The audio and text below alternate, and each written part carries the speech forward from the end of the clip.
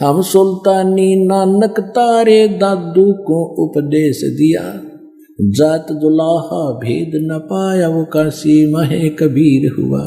अनंत coat ब्रह्मंड का एक रति नहीं भारे, सतगुरु पुरुष कबीर हैं ये कुल के सिरजनहारे।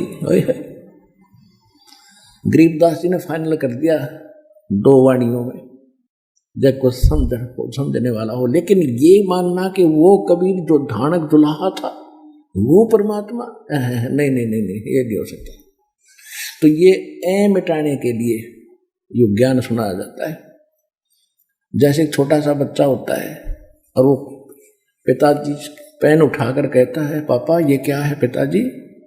पिताजी कहता है बेटा पेन है। वो कहता है कि पेन है, पेन है, तो वो करता करता उसने रख देता है। उसको विश्वास नहीं होता कि पिताजी जो कह रहा है गलत है, लेकिन उसकी बुद्धि स्वीकार नहीं कह रही। वो पेन किसने कह रहा है, वो है उसमें। अब जब वो बच्चा बड़ा हो जाता है फिर पिताजी कहता है बेटा पेन ला उठा के बेटी, तो दौड़े जाते हैं बच्चे और उठा के लाते, ले पापा पेन। तो अब उनकी मैच्योर होगी, वह मिट गई। तो अभी इस संसार का है कबीर साहब भगवान तो ये अभी आप में भी है, क्योंकि पहली बार जो आता वो एकदम थोड़ा ही भगत बन गया। लेकिन जो दास के बच्चे हो गए, नाम ले लिया, दीक्षित हो गए बेटा बेटी, तो उनको अविश्वास नहीं है दास की बातों पर, लेकिन अभी भी है। तो वह मिटाने के लिए ये सत्संग सुनाया जाता। देखो पुण्यात्माओं, परमात्मा ने समय समय पर ज्ञान दिया है, उसी के ज्ञान के आधार से अन्य अच्छी आत्माओं ने भी परमात्मा की महिमा को अपने शब्दों में प्रकट किया है।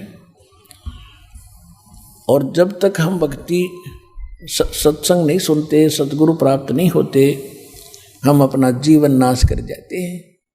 किसी भी ग्रंथ को देख लो, किसी भी संत को की वाणी देख लो, गुरु बिन माला फेरते, गुरु बिन देते दान, गुरु बिन दोनों निष्फल हैं, चाहे पूछो वेद पुराण। फिर कहते हैं भेड़ पूछ को पंडित पकड़े, भादो नदी बिहंगा, गरीबदास वो भवजल डूबे, जान नहीं साध सत्संगा। ऐसे कबीर साहब कहते हैं कबीर इस संसार को समझाऊं के बारे, ये पूछ पकड़ के भेड़ की उतरा चावे पारे।